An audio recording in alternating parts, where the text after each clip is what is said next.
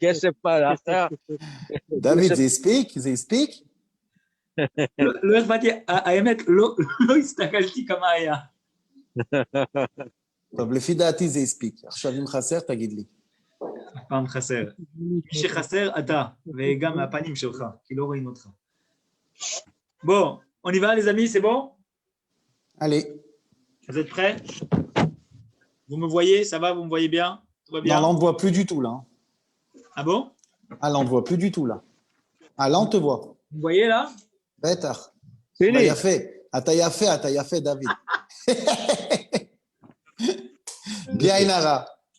Là, vous me voyez, c'est bon? Allez, David. On voit un beau Chabad, Baruch Hashem. Mais t'as mis la feuille, on ne te voit plus. Quelle feuille? Bah, t'as mis Là, un vous truc au voyez? milieu. Là, on te voit très bien. Super. Très, très bien. Alors, on y va? On y va. Alors, les amis, aujourd'hui, on va parler d'un sujet qui est automatiquement très actuel, puisque nous sommes Parashat Béchalach, et que Parashat Béchalach, c'est le thème principal, c'est le moment où le peuple juif est en train de traverser la mer.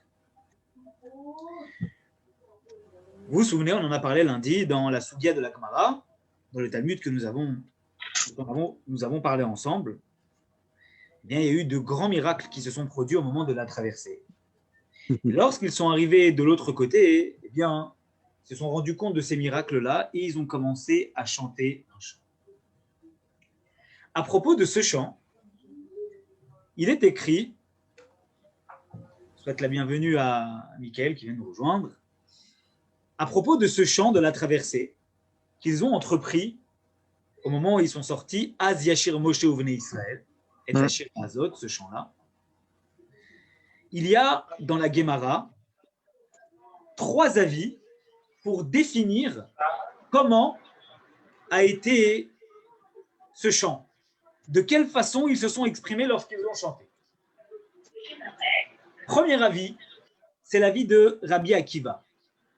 Rabbi Akiva dit, ils ont chanté comme un grand qui se rend quitte du Hallel de quelqu'un.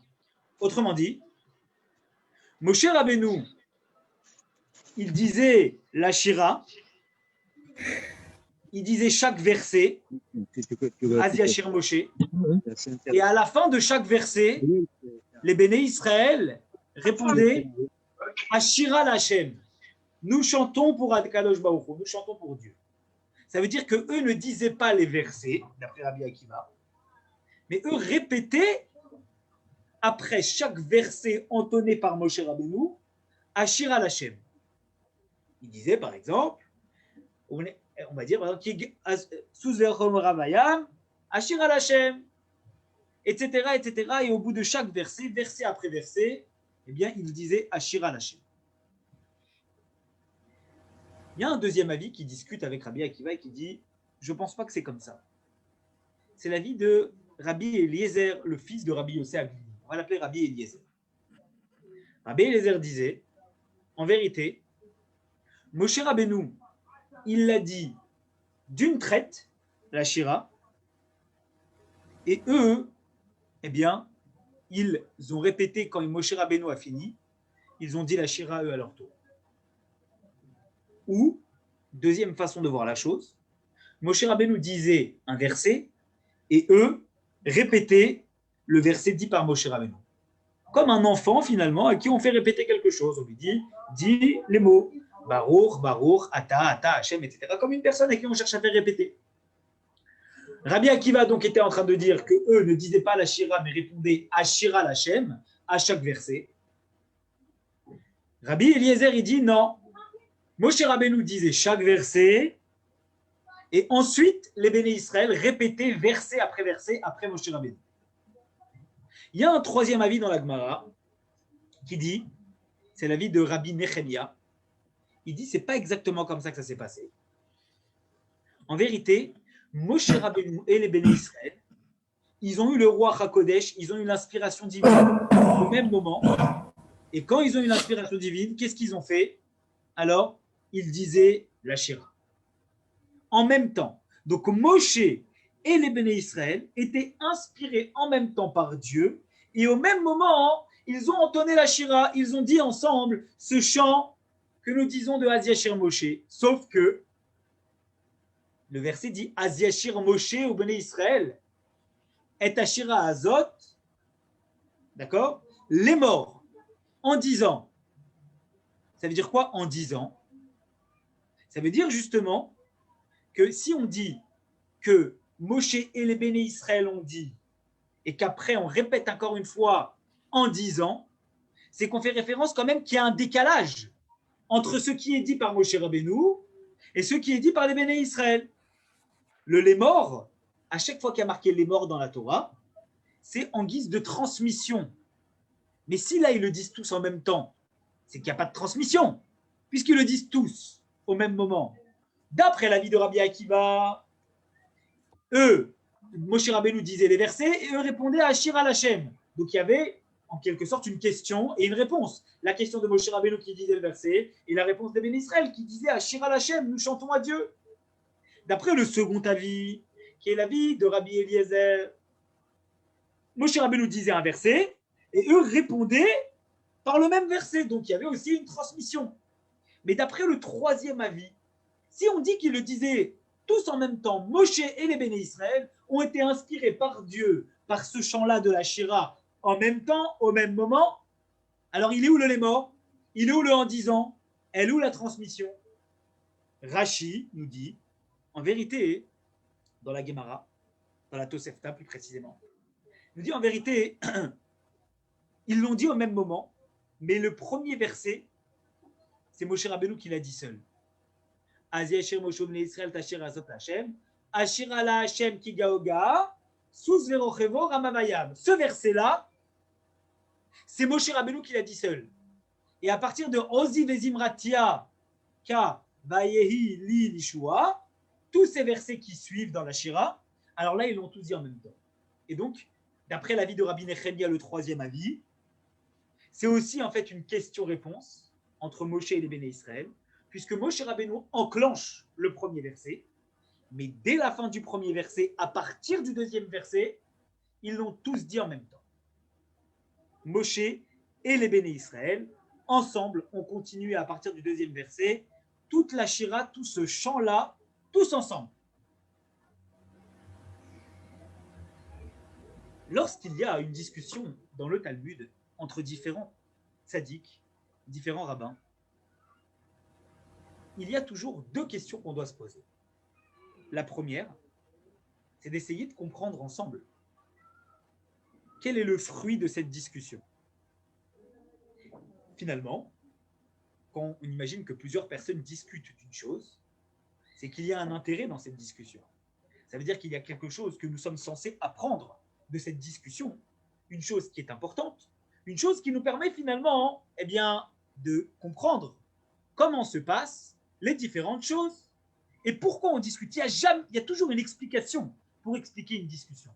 C'est jamais anodin, à part des gens qui parlent pour rien dire.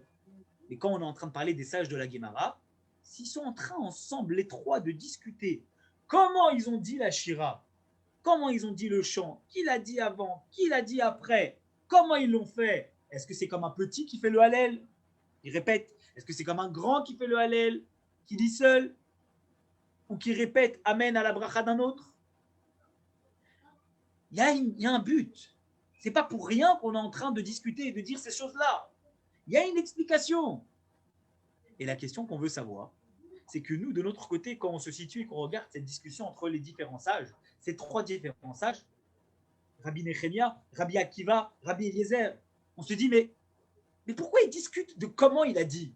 Ce qui est intéressant, c'est de savoir ce qu'il a dit, ce qu'ils ont dit, le sens de chacune de ces paroles. On dit que ce sont des paroles messianiques, très très bien. Moi, je veux comprendre le sens de ces paroles. Et pourquoi on s'intéresse tellement de savoir comment ils l'ont dit? C'est quoi l'intérêt de savoir comment ils l'ont dit? Ça veut donc dire que si ces trois sages-là, ces immenses sages, discutent de savoir comment ils l'ont dit, c'est obligatoirement qu'il y a un sens à retenir de la façon avec laquelle ils l'ont dit. Et de ce sens-là, on peut comprendre en regardant les divergences d'opinion entre les trois, est-ce que les bénis Israël ne faisaient que répéter Ashira Lachem sans dire les mots du chant? Est-ce que les bénis Israël répétaient verset après Moshe Rabbeinu? Ou est-ce que les bénis Israël ont dit toute la Shira en même temps que Moshe Rabbeinu, mis à part le premier verset qui a été enclenché par Moïse? Il y a un sens dans cette divergence d'opinion. Deuxièmement, admettons que nous comprenions quel est le sens qu'il y a dans cette divergence d'opinion. Alors à ce moment-là, on va comprendre aussi, et on a une question pour essayer de comprendre, comment se fait-il que d'après Rabbi Nechemia, il y ait eu un décalage dans le premier verset entre Moshe Rabbeinu et les Béné Israël? On a dit oui, mais c'est les morts, c'est la transmission. Pour qu'il y ait une transmission, il faut que Moshe Rabbeinu commence et que les autres répètent. Moshe Rabbeinu aurait très bien pu leur dire, nous allons commencer le chant et voici ce que nous allons dire, et d'un coup, ils l'auraient tous sorti. Ça aurait été aussi une sorte de réponse, puisque Moshe Rabbeinu aurait commencé à parler sans enclencher le chant. Et eux tous, après, Moshe et les Béné Israël ensemble, par inspiration divine, auraient tous repris ensemble le chant. Sauf que la Torah nous dit non. Le premier verset, il a été dit par Moshe Rabbeinu, et les autres versets ont été dits ensemble par Moshe et les Béné Israël, tous ensemble. Et la question qu'on peut se poser, c'est que puisque c'est l'avis de Rabbi Nechemia, cet avis-là, quel intérêt y a-t-il à devoir traiter la chose de cette façon, c'est-à-dire de devoir admettre, considérer, comprendre que Moshe, il doit dire le premier verset et ensuite les autres, et c'est pas possible qu'il les tous dit en même temps. On a donc deux questions. Je répète les deux questions que nous avons. Premièrement, pourquoi ces trois sages discutent de la manière avec laquelle ils ont dit ce chant? Est-ce que c'est si important que ça? Et quel est le sens de la divergence d'opinion entre les trois? Deuxième question que nous avons posée. Pourquoi était-il indispensable, d'après le troisième avis, celui de Rabbi Nechemia, que d'abord Moshe Rabbeinu, salut Patrick, viens nous rejoindre. Je répète les deux questions. Bonjour David. Bonjour Patrick, je répète les deux questions que nous sommes en train de poser. On parle de la Shira, Asiashir Moshe. On a trois avis différents, je répète très rapidement. L'avis de Rabbi Akiva qui dit que les Béné Israël n'ont pas dit les mots de la Shira, du chant, ils ont juste répété après chaque verset Ashira Lachem, nous chantons à Dieu. L'avis de Rabbi Eliezer qui dit que Moshe Rabbeinu disait chaque verset et eux répétaient après Moshe Rabbeinu chaque verset. Et l'avis de Rabbi Nechemia qui dit que Moshe Rabbeinu a dit le premier verset et que eux, par la suite, ils ont enclenché le chant en même temps que Moshe Rabbeinu, par inspiration divine commune, tout le chant, ils ont déroulé. On a donc posé deux questions. Première question, s'il y a une discussion de savoir comment ils l'ont dit, c'est qu'il y a un intérêt de savoir et de se poser la question pourquoi ils ont dit comme ça. Et si les trois discutent de la façon avec laquelle ils ont dit, alors quel est le sens de la divergence d'opinion qu'il y a dans les trois? Quel est l'objet, le fruit de leur discussion? Deuxième question, pourquoi était-il indispensable, d'après Rabbi Nechemia, le troisième avis, que Moshe Rabbeinu enclenche le chant, commence le premier verset, et que par la suite, tous le disent en même temps? Ça, c'est pour les questions. Alors maintenant, on va essayer de comprendre ensemble. Le Mechilta, qui est un midrash, nous dit à propos de cette shira, ce chant, que Be'et, au moment, chez Béné Israël, Charou, Lifnei Hayam, au moment où les Béné Israël, ils ont chanté le chant de la shira au moment de la traversée de la mer, le Mechilta nous dit Moshe, hu Béné Israël, ou Béné Israël, hem Moshe. Moshe était les enfants d'Israël et les enfants d'Israël étaient Moshe. On ne comprend pas. Ça veut dire quoi? Qu'au moment où ils ont chanté le chant, alors à ce moment-là, eh bien, Moshe, c'était les Béné Israël et les Béné Israël, c'était Moshe. Qu'est-ce qu'on veut dire? Alors le Or HaChaim, il nous explique un petit peu ça. Il nous dit, c'est très simple. On te dit, quand on est en train de te dire que Moshe, c'est les Béné Israël, c'est la même chose. Et que les Béné Israël, c'est Moshe, c'est qu'on est en train en fait de parler d'une communion totale entre Moshe et les enfants d'Israël. Ok. Ça veut dire que c'était comme si que nous parlions d'une seule et même personne. Oui, exactement. Et pourquoi cela était-il indispensable alors qu'au moment où ils chantent ce chant messianique, ce chant de la Shira, de la traversée de la mer, ils soient tous en communion? Ils étaient toujours tous en communion. Il n'y avait pas de différence. Pourquoi il fallait qu'à ce moment-là, au moment où ils traversent la mer, nous parlions d'une communion totale? Pourquoi à ce moment-là, nous sommes en train de dire que c'est spécifiquement à ce moment-là qu'il y avait une communion?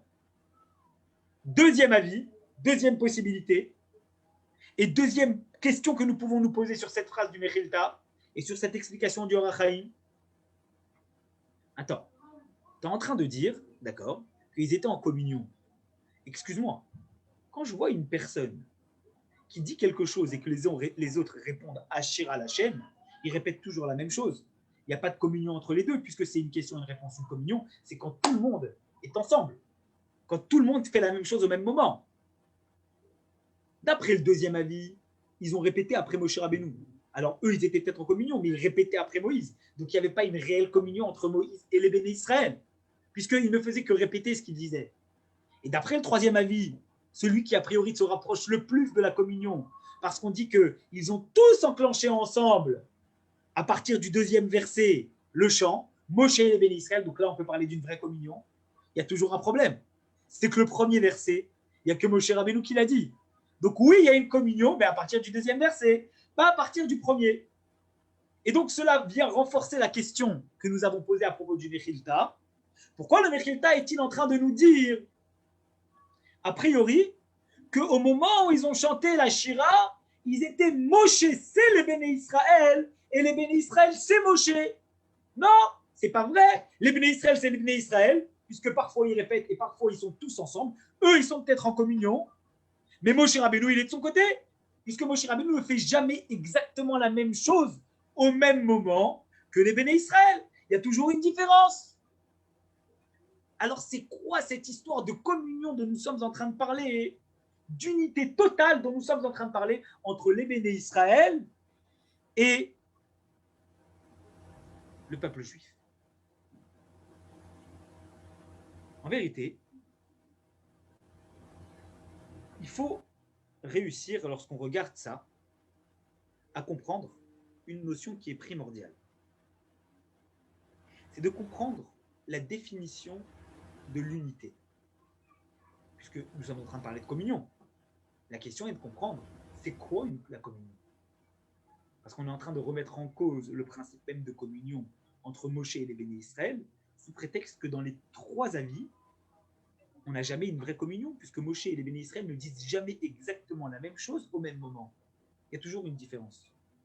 Pourtant, si le Mechilta est en train de nous dire que l'exemple type de la communion, c'est au moment où les béné Israël chantaient la Shira, le chant avec Moshe, ça veut donc dire que le fait que Moshe Rabbeinu il dise quelque chose toujours en amont, c'est-à-dire avant que les béné Israël le disent, c'est qu'il était nécessaire pour parler de communion que Moshe Rabbeinu enclenche la démarche. Et si Moshe Rabbeinu n'enclenche pas la démarche, vous m'entendez? Oui. C'est bon? Si Moshe Rabbeinu n'enclenche pas la démarche, alors on a l'impression finalement, d'une certaine façon, que la communion ne peut pas être totale. Et en fait, ça nous chamboule complètement. Parce que pour nous, la communion, c'est quand tout le monde fait la même chose au même moment. Et d'après le Mechilta, si c'est Moshe Rabbeinu qui commence et les autres qui suivent, soit en répondant, soit en répétant, soit en disant la même chose, mais qu'à partir du deuxième verset, c'est que la notion de communion d'après le Mechilta, la notion d'unité d'après le Mechilta n'est pas la même. Il faut que Moshe Rabbeinu, il donne le tempo, le ré, le do, et seulement après que les béné Israël y répondent. Alors c'est quoi la communion? Ça nous amène à nous poser la question, que veut dire communier? Que veut dire être uni? Pour comprendre cela, puisque le but finalement, on l'a compris, c'est d'arriver à une unité totale entre les bénis Israël, une unité totale entre les bénis Israël et Moshe Rabbeinu. Alors à ce moment-là, venez, on essaye de regarder ensemble les trois avis et on essaye de comprendre ensemble quels sont les points communs qu'il y a entre les trois avis, Rabbi Akiva, Rabbi Eliezer et Rabbi Nechemia, et quelles sont après les divergences. Sachant qu'en fait, puisque le Mechilta nous dit que ce qui caractérise la Shira, le chant des bénis Israël, c'est justement un esprit total de communion, certainement que le fruit de la discussion dont nous étions en train de parler au tout départ, d'après la première question, à quoi ça sert de discuter, c'est qu'en fait les trois ont une définition différente de ce qu'est la communion, de ce qu'est l'unité. Les trois ont un avis différent de ce qu'on peut appeler l'unité. La preuve, on a vu que le Mechilta, il appelle l'unité quelque chose qui pour nous semble aux antipodes de l'unité. Parce que l'unité, c'est quand tout le monde fait la même chose au même moment. Et d'après les trois avis, pour aucun, les trois font la même chose au même moment. Ça veut peut-être nous dire que le Mechilta, il a une définition de l'unité et que les trois ont une définition encore différente de ce qu'est l'unité. Mais nous, ce qu'on veut comprendre maintenant qu'a priori, on semble avoir ciblé que la raison pour laquelle ils discutent de la manière avec laquelle ils ont dit le chant, c'est parce que cette manière, elle est représentative de la conception même et de la définition que nous pouvons donner à l'unité. Qu'est-ce que l'unité?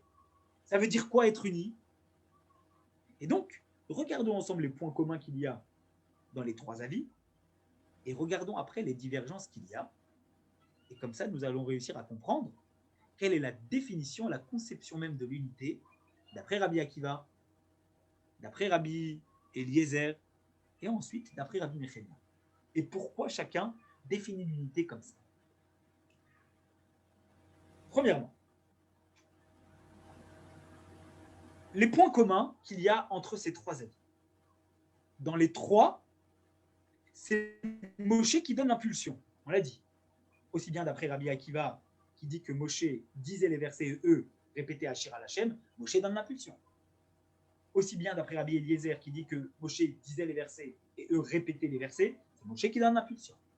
Aussi bien d'après Rabbi Nechemia, qui dit que Moshe Rabbeinu a dit le premier verset seul et ensuite les autres ont dit, c'est encore une fois Moshe qui donne l'impulsion. Donc on voit que dans les trois, c'est Moshe Rabbeinu qui donne le tempo, qui commence. Ça c'est le point commun. Donc tout le monde est d'accord avec ça. Que dans l'unité, il faut, a priori, toujours qu'il y ait une personne qui donne le chemin à suivre, qui donne la bonne marche à enclencher. Ça, c'est la base. Puisque tout le monde est d'accord, les trois sont d'accord avec ça. C'est qu'a priori, d'après tout le monde, l'unité, le point de départ de l'unité, c'est le tempo qui est donné par un chef, quelqu'un vers qui tout le monde converge. Très bien. Deuxième point. Après ce tempo qui est donné par Moshe, on se rapproche tous les uns des autres pour être tous réunis comme un seul. Ça veut dire que le point de départ de l'unité, c'est une personne qui donne le tempo, et la suite logique de cette unité, une fois que quelqu'un a donné le tempo, c'est qu'une fois qu'on a la note, on essaye tous de se rapprocher pour être au même tempo, dans le même tempo, sur la même note. Et si on n'a pas ces deux points-là, puisque d'après ces deux points-là, tout le monde est d'accord, aussi bien Rabbi Akiva que Rabbi Eliezer, que Rabbi Nechemia, d'après tout le monde, au bout d'un moment, les Béné Israël, ils ont tous fait quelque chose ensemble. Mais après que Moshe ait donné le tempo, c'est qu'on a besoin, en fait, à chaque fois, de ces deux choses. Le point de départ de l'unité, je répète, c'est une personne qui donne le tempo, et la suite logique de ce point de départ, où un chef, il va montrer comment il faut faire, c'est que tout le monde converge vers le même point. Ça, c'est pour les points communs. Maintenant qu'on a vu les points communs, alors regardons les divergences, regardons les distinctions qu'il y a entre ces trois avis. D'après Rabbi Akiva,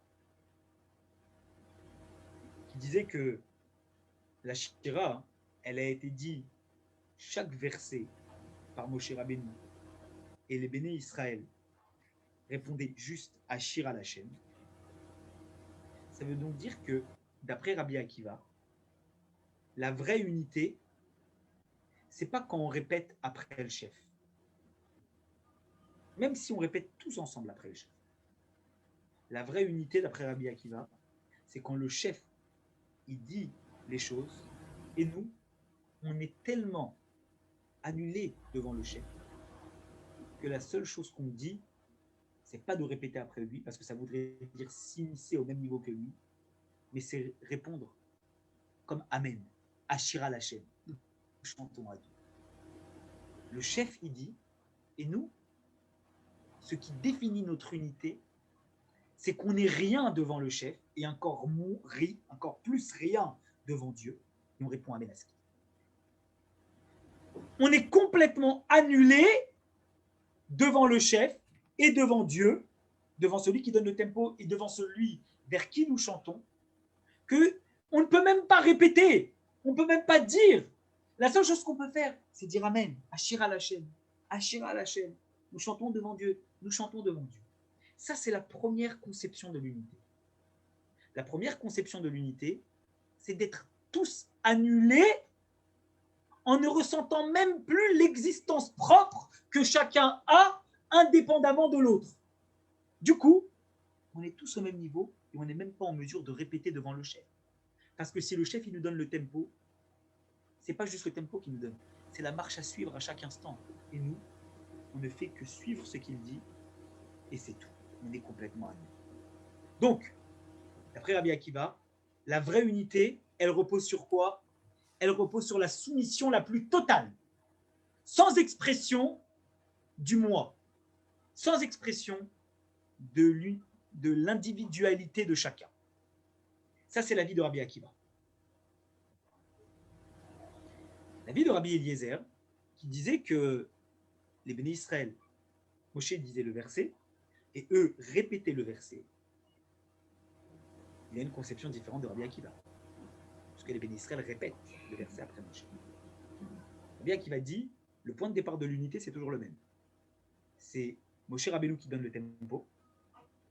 Mais nous, si on ne fait que répéter Amen, alors à ce moment-là, on est unis sans exister. Mais le but, c'est pas d'être unis sans exister. Parce qu'à quoi bon être unis si on n'a pas d'existence propre? Le but, c'est de laisser ressortir notre existence, ce qui fait que je suis moi, d'accord? Et de mettre mon moi au service du collectif.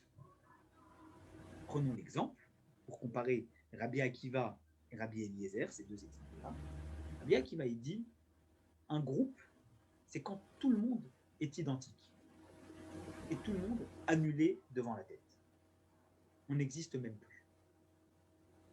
Rabbi Eliezer, il dit non.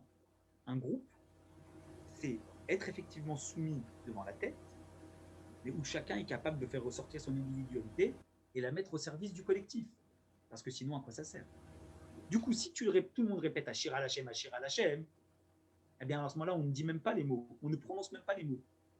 Mais si chacun répète les versets après Moshe Rabbeinu, chacun avec sa force, chacun avec sa puissance, chacun avec sa vitalité, chacun avec son entrain, chacun avec sa voix, chacun avec son intonation, chacun différent de l'autre finalement, converge vers le même but en disant la même chose.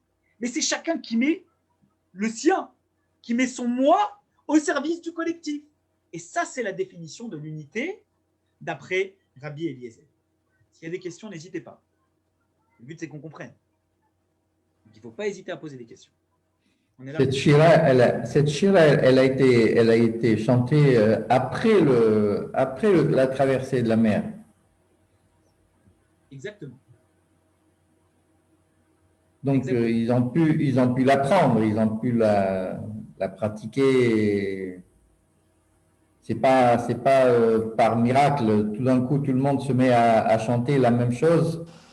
Je suppose qu'il y a quelqu'un qui l'a écrite, Il a écrit. Ouais.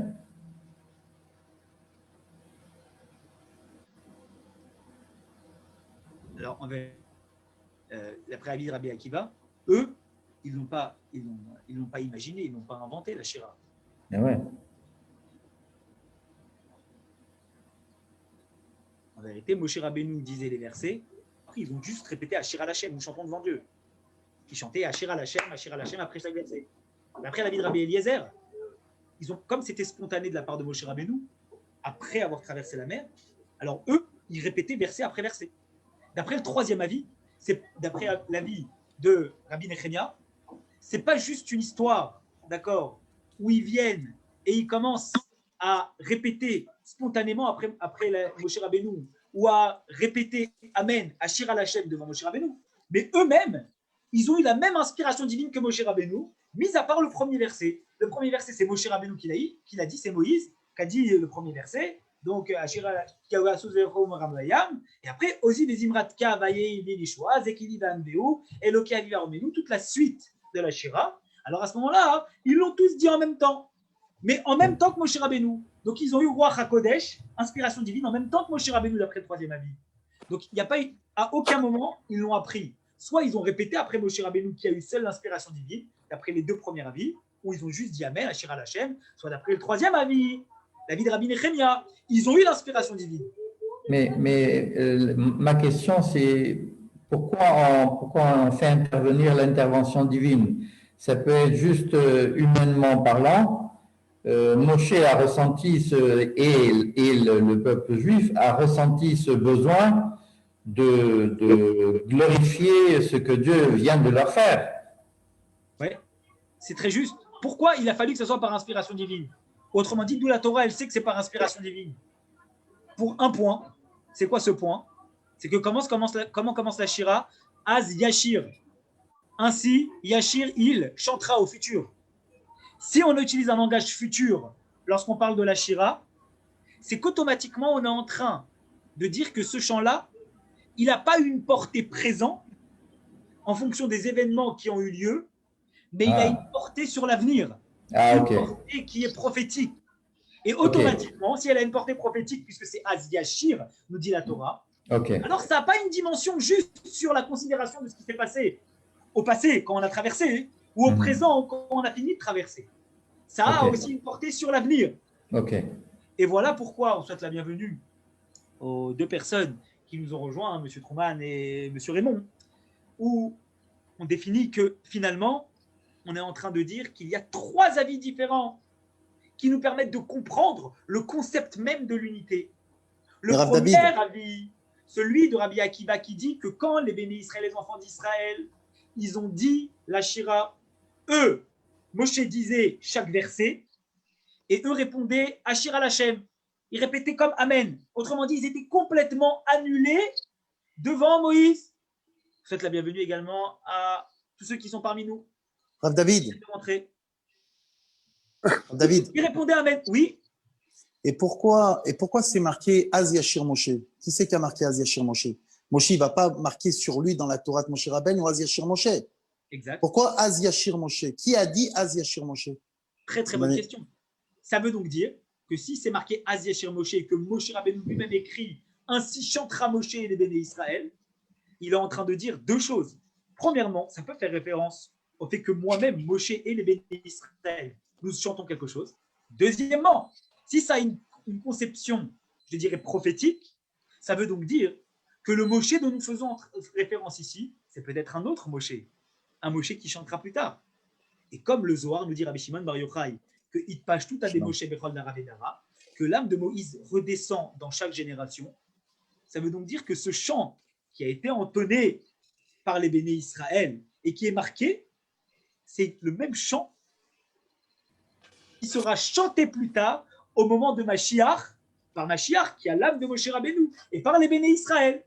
Et donc, cette unité qui a été celle de tous les enfants d'Israël quand ils ont traversé la mer et qu'ils ont chanté un chant, eh bien, sera également le même cas quand le Moshe plus tard viendra, le Moshe qui nous délivrera, le Goël Acharon, le dernier, nous délivrera, le Mashiach, il chantera. Et de là, nous apprenons que quand Mashiach viendra, nous chanterons aussi le Az Yashir Moshe. Pourquoi? La preuve, c'est que Moshe lui-même a écrit que plus tard, il sera chanté par les bénis Israël. Donc, en fait, ce chant a une conception passée, parce qu'ils viennent de traverser la mer, une conception présente, parce qu'au moment où Moshe se trouve à la sortie de la mer avec les bénis Israël, il le chante, mais aussi une conception future. La preuve, c'est que si c'est au futur, c'est que ça a aussi une portée sur l'avenir, sur ce qui va se passer. Exact. Et derrière ça, Pinchas, ok? Pinchas, Très, très bien, il n'y a pas de problème, je t'entends. ok. Très bien. Oui, c'est une amende. Et donc, d'après cette notion-là, on comprend que d'après ces trois avis, il y a une conception différente de l'unité. D'après le premier avis, l'avis de Rabbi Akiva, pour être uni, c'est d'abord Moshe qui donne le tempo, puisque c'est lui qui a commencé à chanter. Et nous, derrière,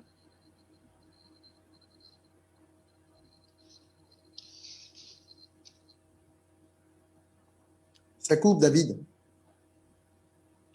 On vous entend plus. David, mesure. David, ça coupe. Qui sommes-nous? Ça coupe, David, on t'a pas entendu. Et on n'ose pas exprimer finalement. Ça coupe, attendez. On Ça a t'a pas été entendu. coupé, ouais. On t'a pas entendu ce que tu as dit. Et là, vous m'entendez? Là, on Ouais. t'entend. Très bien. Donc, je reprends. On est donc en train de dire que finalement, d'après Rabbi Akiva, l'unité, c'est quand on est tous tête baissée dans le maître.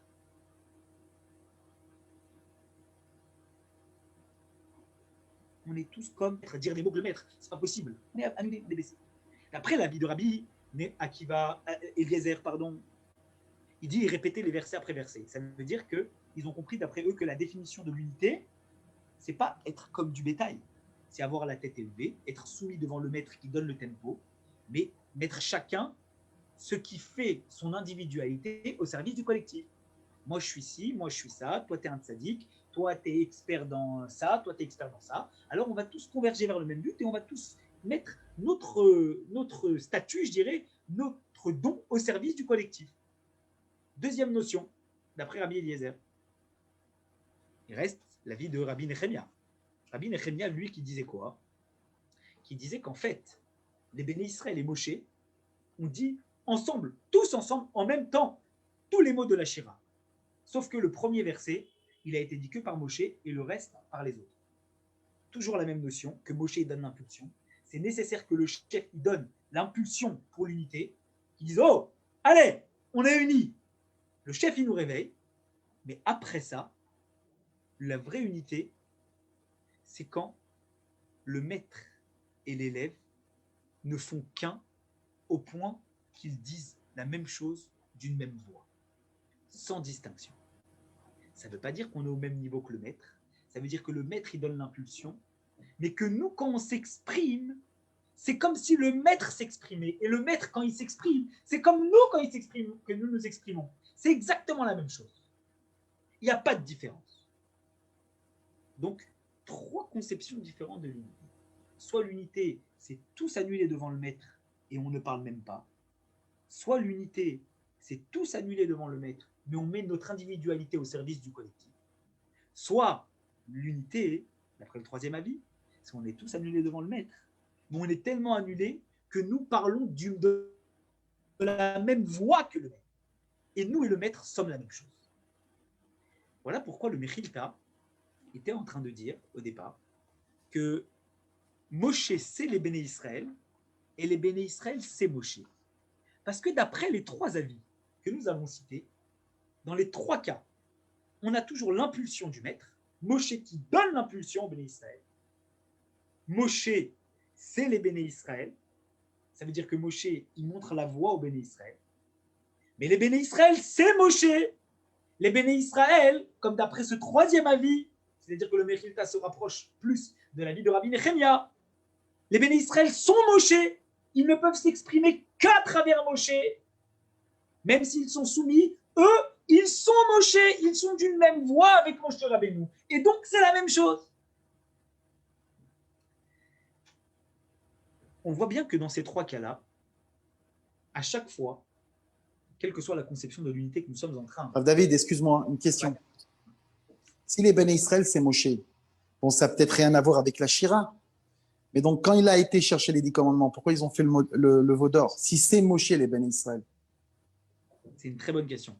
Pinchas, tu peux la garder pour juste après, parce qu'on va dire une phrase qui va permettre de répondre à cette question. D'accord. Qu'est-ce qui fait, si les Béné Israël, c'est Moshe, Est-ce que c'était ponctuellement au moment où ils ont traversé la mer? Et c'est pour ça que le Mechilta le dit qu'à ce moment-là, parce que sinon le Mechilta il aurait dû à n'importe quel moment. Mais ou, deuxième possibilité, le Mechilta le dit au moment de la Shira parce que c'est au moment où ils ont traversé la mer qu'ils ont commencé à devenir une seule et même chose. Et s'ils deviennent une seule et même chose, qu'est-ce qui fait que plus tard, au moment où il y a la faute du veau d'or, alors ils sont capables de faire quelque chose différemment de Moshe? C'est qu'ils sont plus Moshe, puisqu'ils font différemment. Alors on va expliquer ça. Justement, vous avez bien compris que à chaque fois, même si on a des conceptions différentes de l'unité, pour pouvoir comprendre l'unité, il faut qu'on comprenne c'est quoi cette histoire de tempo donné par le maître. Et quand on comprend le tempo donné par le maître, on va comprendre le rôle de Moshe Rabbeinu. On va comprendre comment définir ce tempo qui est donné par rapport aux autres et comment parler de convergence entre Moshe Rabbeinu et les Béné Israël en définissant exactement le statut de Moshe et le statut des Béné Israël. L'unité repose sur un passouk de la Torah que vous connaissez tous, qui est Ve'ahavta l'ereacha kamocha. Et tu aimeras ton prochain comme toi-même. C'est un verset qui est marqué dans la Torah.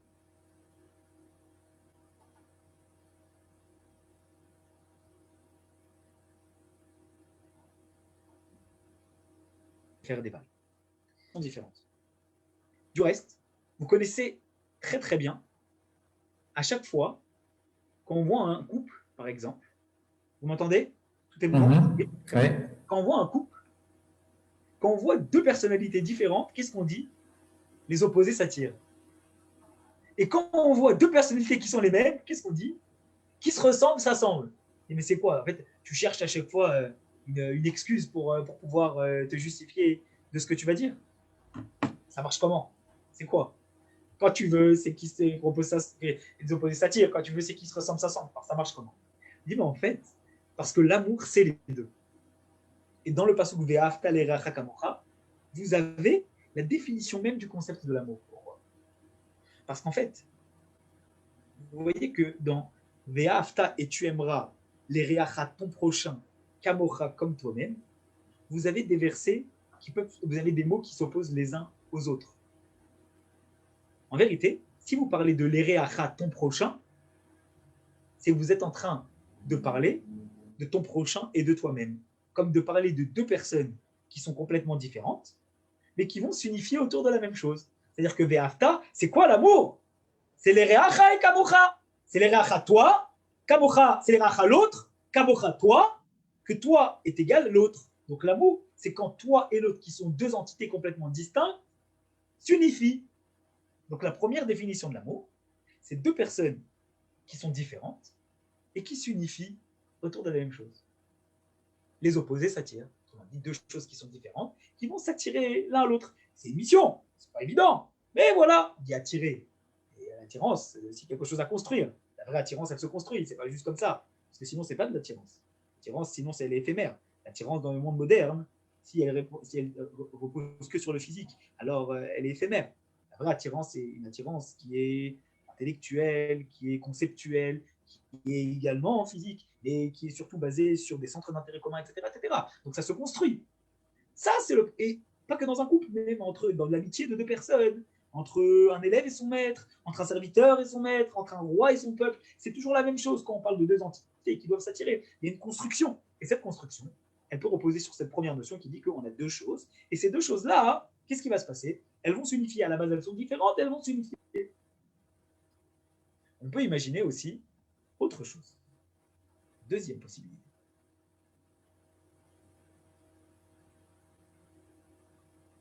On n'est pas en train de parler de deux choses qui sont différentes. La preuve, c'est qu'on dit Ve'ahavta et tu aimeras l'ereacha ton prochain, kamocha comme toi-même. On peut voir le verset différemment. Comment tu peux arriver à Ve'ahavta l'ereacha? Comment tu peux aimer ton prochain? C'est kamocha. C'est quand il est toi. C'est quand il est toi. Tant qu'il n'est pas toi, tu ne peux pas l'aimer. Ça veut dire que la vraie définition de l'amour, d'après la deuxième conception, c'est qu'on n'est pas en train de parler de deux choses qui sont, il faut que toi et l'autre soyez une seule et même chose. Et tant que ce n'est pas le cas, il n'y a pas d'amour. Donc l'amour n'est plus la démarche de rapprochement. Et à ce moment-là, on peut réellement parler d'amour.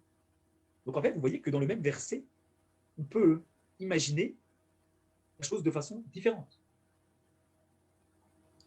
Et pour pouvoir illustrer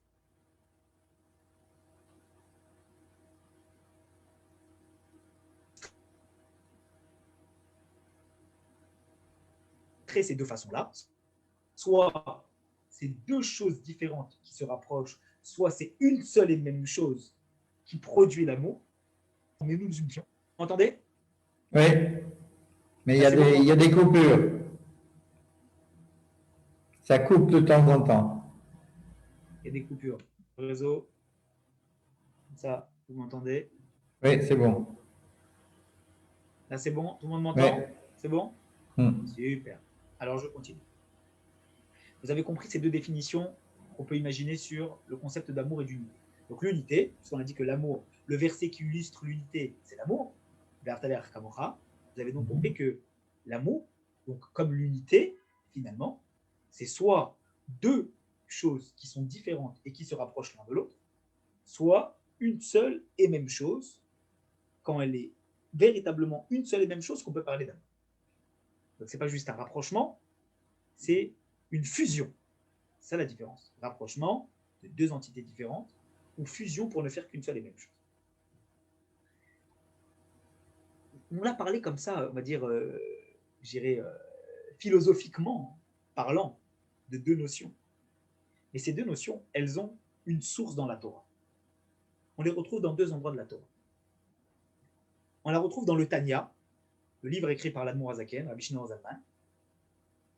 Et la deuxième, on la retrouve dans le Yerushalmi, le Talmud de Jérusalem, dans le traité Nedarim. L'Admour Hazaken, dans le Tanya, nous dit, c'est quoi la Chdout, c'est quoi l'unité? Il nous dit, c'est Av Echad Lekulana. Il nous dit, c'est quand on a deux enfants qui proviennent d'un même père. Ok.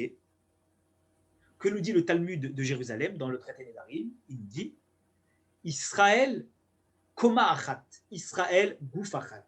Le peuple juif, c'est un seul et même corps, une seule entité.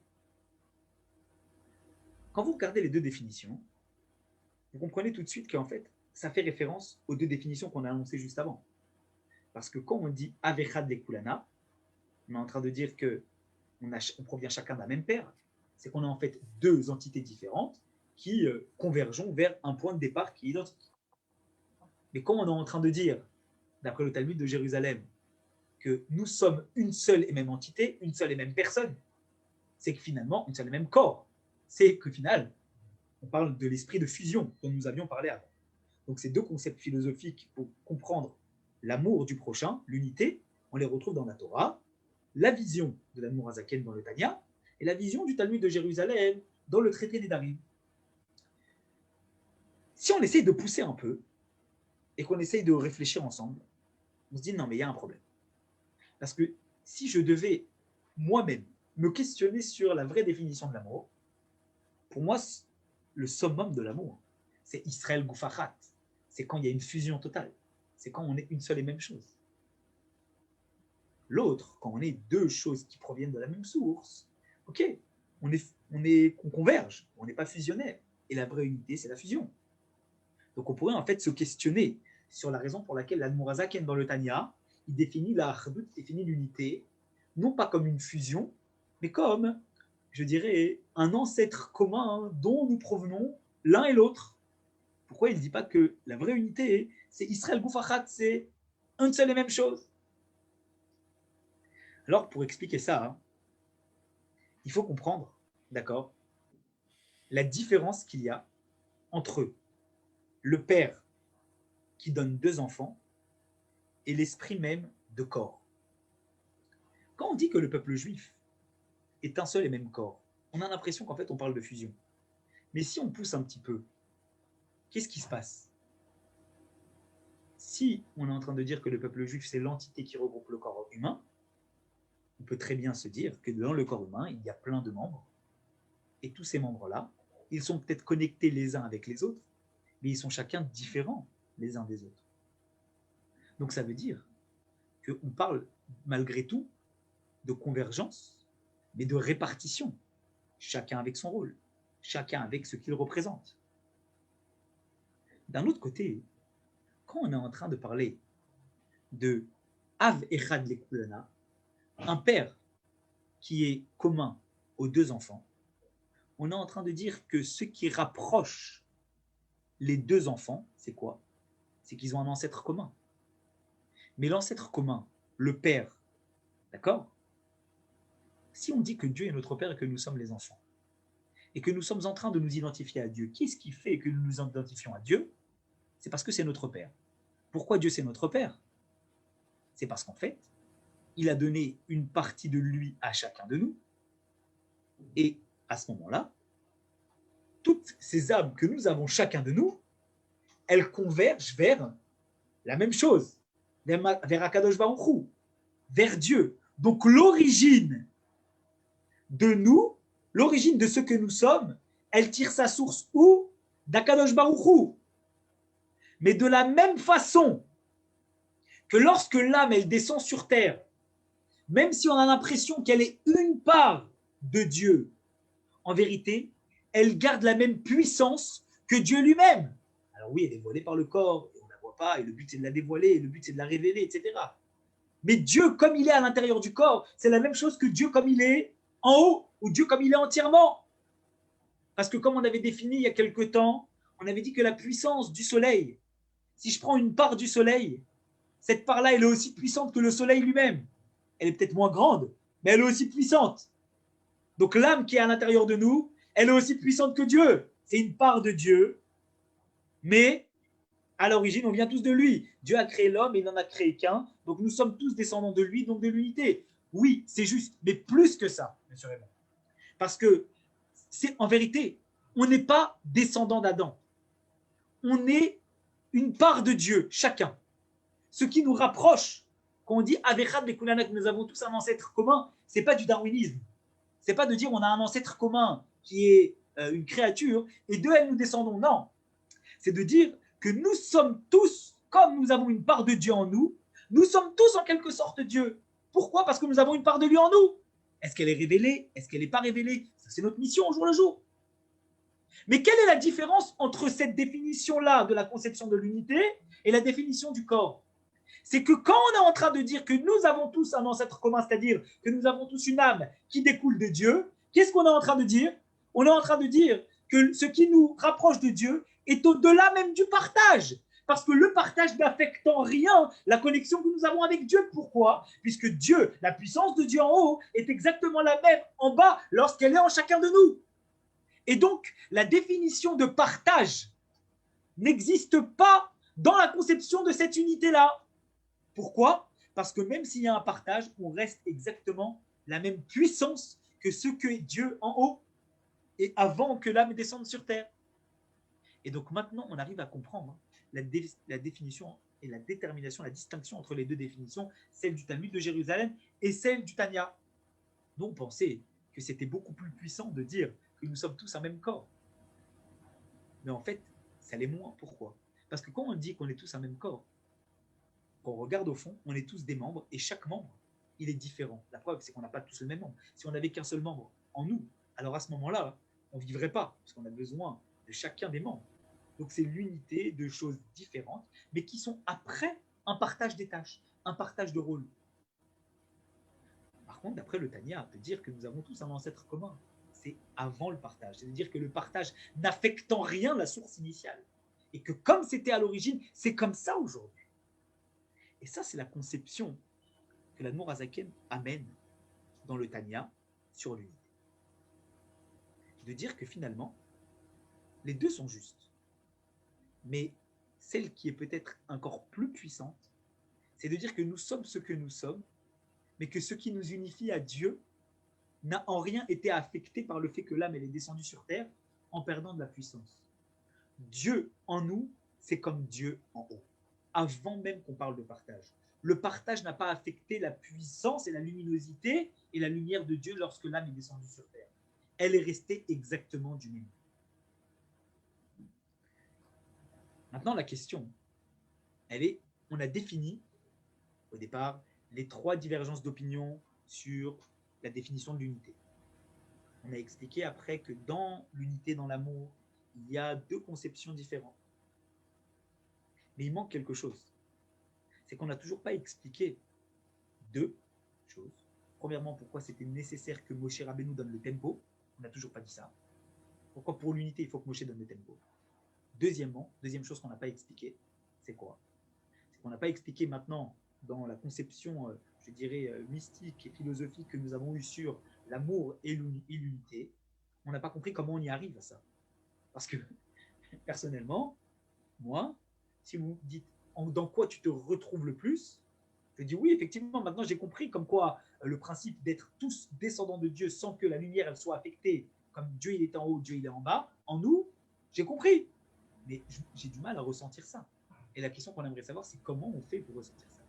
Comment on fait pour que chacun puisse ressentir que sa personne, en lui, brille la lumière de Dieu aussi fortement qu'elle brille en haut dans son état avant partage, puisqu'en fait, le partage n'a en rien affecté la descente de l'âme sur terre. Comment on fait pour y arriver? Comment on fait pour ressentir ça? La Torah nous dit, il nous reste quelques minutes, je vais essayer d'aller vite parce que je sais qu'on avait dit 11h30 et je vais terminer très rapidement, mais j'aimerais quand même vous donner cette notion. La Torah nous dit comment tu peux arriver à t'attacher à Dieu, c'est marqué, ou le Dov Kabo, en te collant à lui. Et Rachid nous dit c'est quoi? C'est Talmidei Chachamim.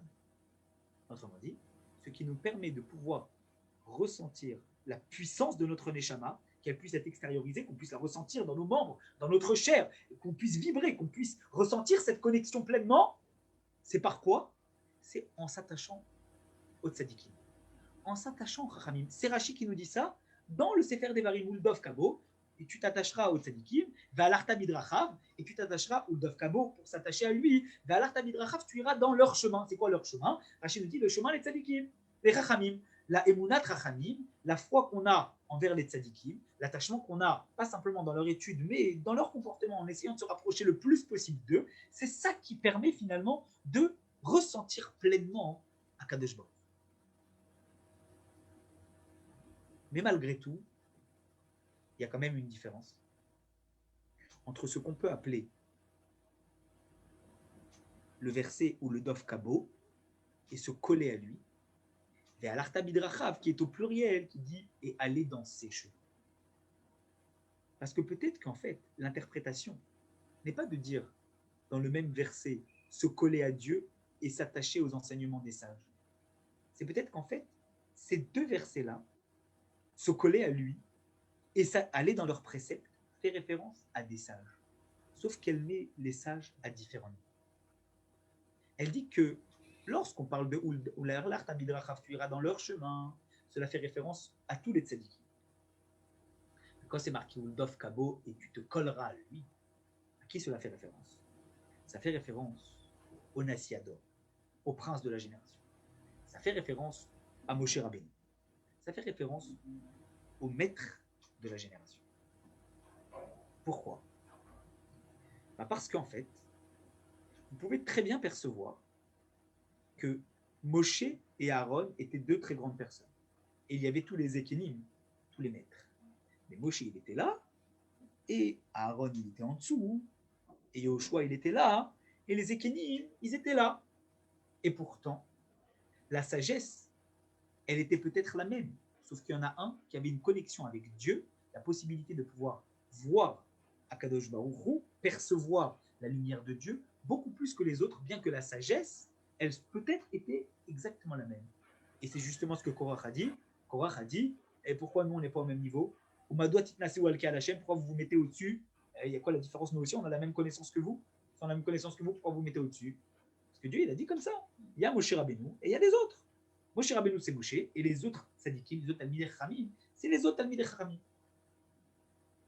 On peut illustrer cela en parlant de ce que Rambam définit comme le Melech. Il dit que le Melech ou Lev Shel Kol Ha'am, il dit que le roi, c'est le cœur de tout le peuple.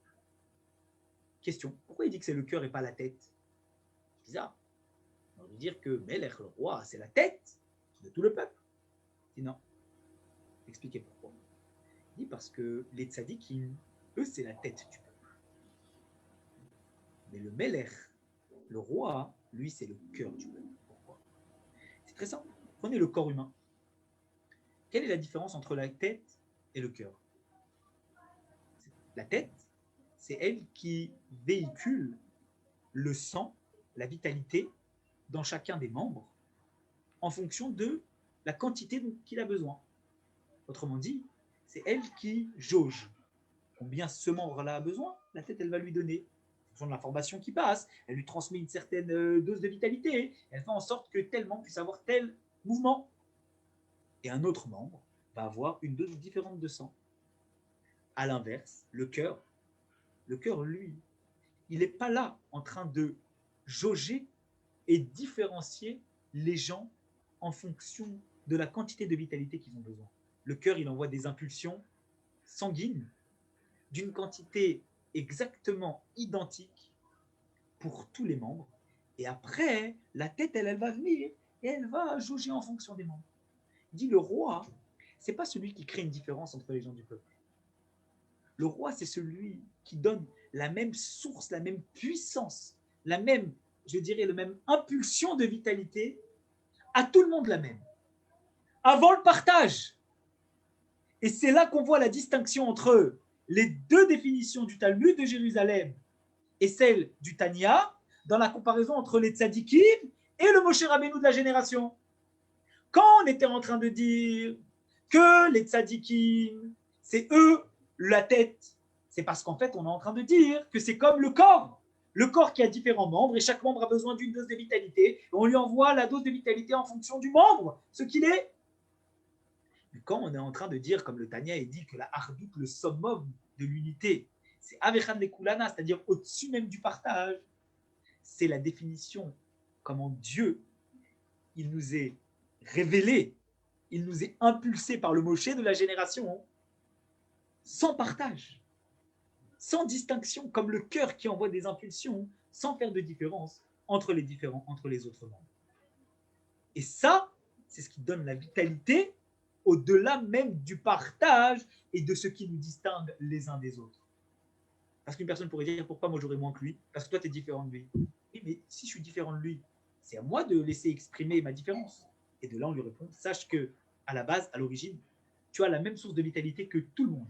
Il n'y a aucune différence. Après, quel est l'effort que toi tu vas faire pour extérioriser? Ça va dépendre de tes forces. Et en fonction de tes forces, en allant dans les préceptes des différents sages, à ce moment-là, à ton niveau à toi, tu vas pouvoir réussir à t'orienter et à comprendre comment tu vas réussir. Mais l'impulsion de départ, par qui elle est transmise? Par Dieu, mais par l'intermédiaire du Moshe Rabbeinu de la génération qui va venir et qui va te montrer la voie que tu dois utiliser. Et de là, on arrive à comprendre pourquoi, d'après les trois amis que nous avons cités, Rabbi Akiva, Rabbi Eliezer et Rabbi Nechemia, à chaque fois dans les trois cas, quelle que soit la conception de l'unité, c'est toujours Moshe Rabbeinu qui vient et qui impulse. C'est un Moshe Rabbeinu qui donne le tempo. Parce que pour pouvoir arriver sur cet événement présent, et après on parlera du futur pour Mashiach, parce qu'évidemment la connexion elle est avec le Mashiach. Déjà à l'époque, sur le passé et sur le présent, pour pouvoir réussir à se connecter réellement, c'est-à-dire à pouvoir être Avechad Lekulana, à pouvoir faire ressentir pas ce qui caractérise qu'on a un point de convergence, mais ce qui fait que nous sommes tous à l'origine, à Kadosh Baruch Hu, parce que nous avons lui en nous, et tous de la même façon, c'est comment? C'est comme Moshe Rabbeinu donne l'impulsion.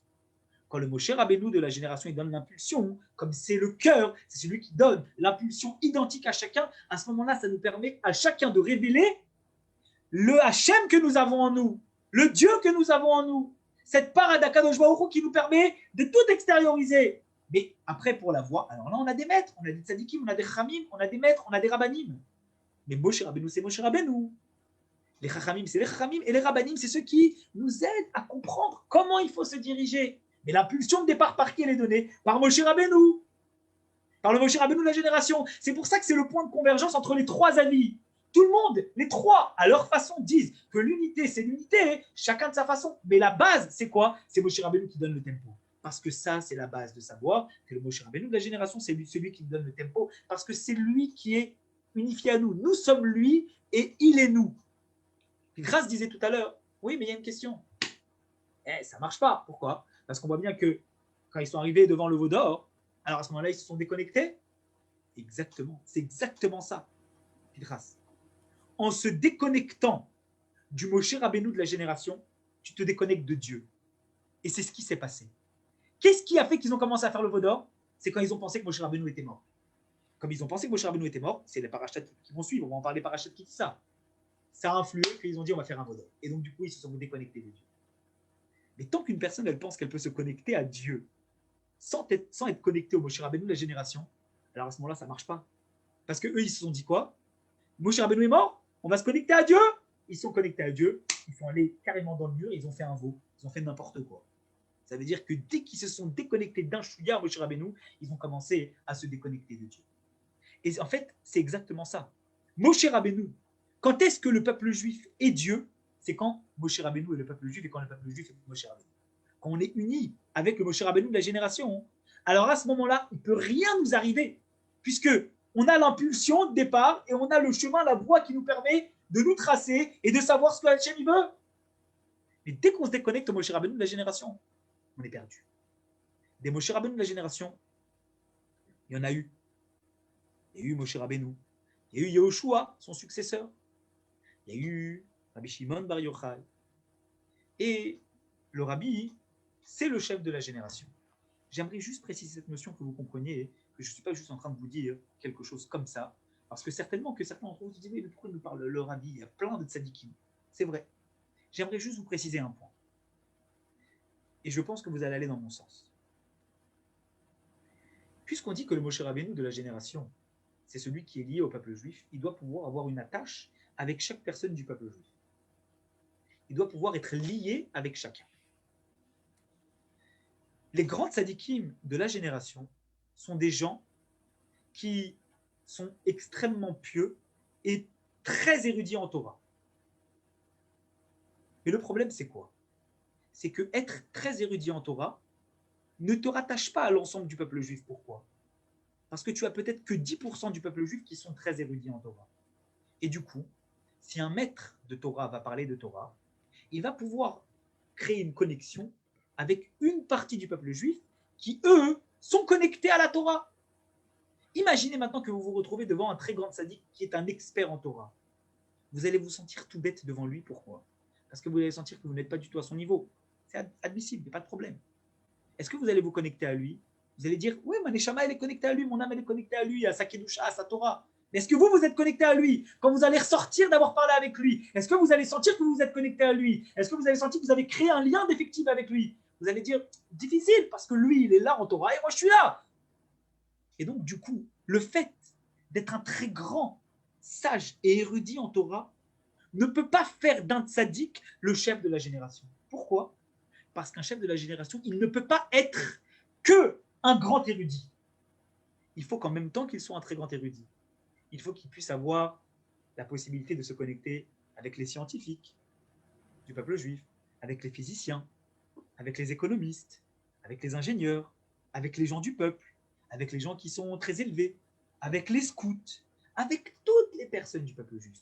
Parce que quand on est chef de génération et qu'on est une neshama générale, ça veut dire qu'en fait, on arrive à créer une connexion avec chacun du peuple juif, sans distinction, sans qu'une personne elle puisse dire à un moment donné, je ne me sens pas connecté parce que je n'ai pas réussi à discuter avec toi. Le Rabbi, depuis sa plus tendre enfance, il s'est préparé à devenir un chef de génération. Pas simplement en Torah, puisque tous les cours que Baruch Hashem nous donnons, ce sont des cours qui sont tirés du Rabbi. Il n'y a pas de doute possible sur la grandeur et la sagesse en Torah du Rabbi. Le Rabbi ne s'est pas préparé que pour ça.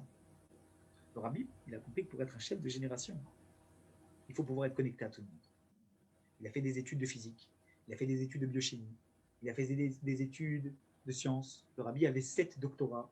Il a commencé ses doctorats à l'université de Munich, puis ensuite à l'université de Francfort.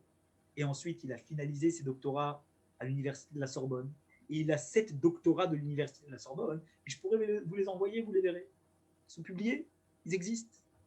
Le Rabbi s'est préparé, il a eu un doctorat en physique, il a eu un doctorat en chimie, il a eu un doctorat en biochimie, il a eu un doctorat en ingénierie civile, il a eu un doctorat en énergie quantique, il a eu un doctorat en physique nucléaire, il a eu un doctorat en médecine, il a eu un doctorat, j'en ai oublié un. Mais en tout cas, il a eu 8 doctorats. Et dans ces doctorats-là, en économie, c'est le 8e. Pourquoi il a fait ça? Parce que le peuple juif, la génération d'aujourd'hui, c'est une génération qui n'est pas une génération d'érudits. Il y a des érudits en nous, mais il n'y a pas que des érudits en nous. Il y a toutes sortes de personnes. Et chaque personne qui allait voir le rabbi, aussi bien un général militaire qu'un scout, qu'un physicien, quand il ressortait de son entrevue avec le rabbi, il avait pu mener une discussion avec quelqu'un qui maîtrisait professionnellement parlant des choses qui lui sont proches, des choses qu'il perçoit, pas des notions qui sont complètement incohérentes pour lui. Ça, c'est un chef de génération. Et c'est pour ça que Moshe Rabbeinu a le devoir de donner l'impulsion. Parce que Moshe Rabbeinu, c'est le peuple juif, pas une partie du peuple juif. Moshe Rabbeinu, c'est celui qui donne l'impulsion au peuple juif, qui leur donne la marche à suivre, pas à certaines parties en fonction de ce qu'ils sont. Genre, toi, je vais te donner un peu de Torah, toi, tu vais te donner beaucoup de Torah. Mais toi, tu es un physicien, je vais te donner de la physique et je vais te montrer le rapport entre ta physique et la Torah. Toi, tu es un scientifique, tu es un biologiste, je vais te parler de ta biologie, je vais te montrer le rapport entre la biologie et ta Torah. Et du coup, tu vas percevoir les choses beaucoup mieux. Pourquoi? Parce que tu vas voir que dans ce qui t'est totalement proche, dans les notions qui sont les tiennes, tu arrives à comprendre des concepts de Torah. Et c'est là que tu vois la beauté de la Torah. C'est là que tu vois que la Torah, elle est dans tout. Mais pour ça, il faut avoir la connaissance des deux. Et c'est pour ça qu'on a le devoir de toujours être attaché au chef de la génération, de toujours suivre l'enseignement du chef de la génération. Parce que c'est dans cette voie-là, et uniquement dans cette voie-là, comme l'a montré Moshe Rabbeinu, que le peuple juif pouvait rester connecté à Kadosh Baruch. Alors notre devoir à nous, puisqu'on a dit que Azia Shir Moshe, c'est un chant messianique, c'est un chant du futur, et que Mashiach, Moshe Rabbeinu, c'est-à-dire Mashiach, celui qui va nous délivrer, il entendra avec le peuple juif ce chant messianique, à condition que lui et le peuple juif ne soient qu'un. Il faut que la notion de Mashiach, ça soit quelque chose qui soit actuel pour nous. Il ne faut pas se dire que c'est du passé. Dès qu'on se dit que Mashiach c'est du passé, on se déconnecte de Mashiach, on se déconnecte du Moshe Rabbeinu qui viendra nous délivrer, et à ce moment-là, il y a un problème. On se déconnecte de la foi inébranlable que nous devons avoir avec Dieu. Chaque jour, nous devons avoir en tête comment les actions peuvent-elles entraîner la venue imminente de Mashiach. Qu'est-ce que je dois faire pour que Mashiach vienne? Si je me pose cette question-là et que j'essaye de suivre l'enseignement du chef de la génération, l'enseignement de Moshe Rabbeinu, l'enseignement de la Torah et des mitzvot, comment je peux m'améliorer dans cette voie-là, alors à ce moment-là, on garde un lien indéfectible avec Moshe Rabbeinu, on garde un lien indéfectible avec Dieu, et on arrive à révéler comment en nous, nous avons dans notre Neshama, Akadosh Baruch Hu, sans limite, sans contraction, et le même Dieu qui éclaire en haut, cette même lumière, elle éclaire en nous, elle peut éclairer en nous à travers cette mission que nous avons donnée d'intensifier encore nos efforts dans la Torah Mitzvot et dans l'attachement à Moshe Rabbeinu. Zach. J'ai traîné d'un quart d'heure. S'il y a des questions, c'est une grande notion qu'on a évoquée ensemble. Mais s'il y a des questions, je suis à votre disposition. Il ne faut pas hésiter. S'il y a des interrogations, on est là pour répondre. Mais il faut surtout comprendre ce qu'on a dit. Le principe de l'unité, le principe de l'impulsion, le tempo donné par Moshe Rabbeinu de la génération, la question qu'on a expliquée sur Moshe Rabbeinu de la génération, et cette définition indispensable que pour pouvoir être un chef de génération, il faut pouvoir être en mesure d'avoir une discussion professionnelle avec le domaine de chaque personne du peuple juif, sans exception. Sinon, ça veut dire que je ne suis pas vraiment lié à une personne ou à une frange du peuple, et à ce moment-là, je ne suis pas représentatif. Chazak ou Baruch. Vous avez compris? Chazak, David. Ouais, bravo. Ok. La kavod. Baruch Hashem. Alors, je vous souhaite une très très très bonne journée. Ce soir, on commence les lois de la Megillah dans le chapitre de Rambam. Pour ceux qui veulent nous rejoindre, ceux qui ont l'habitude d'être là, on se dit à ce soir. Pour les autres, on se dit un grand Shabbat Shalom. Les attachés, on se retrouve lundi avec un cours de Gemara sur une nouvelle thématique et le jeudi après, toujours de 10h30 à 11h30, 11h45, on a dépassé un peu sur la même thématique, mais en l'abordant sous l'angle profond. Je vous souhaite une bonne journée. Chazak ou Baruch, David. Merci beaucoup. Chazak. Chazak ou Baruch.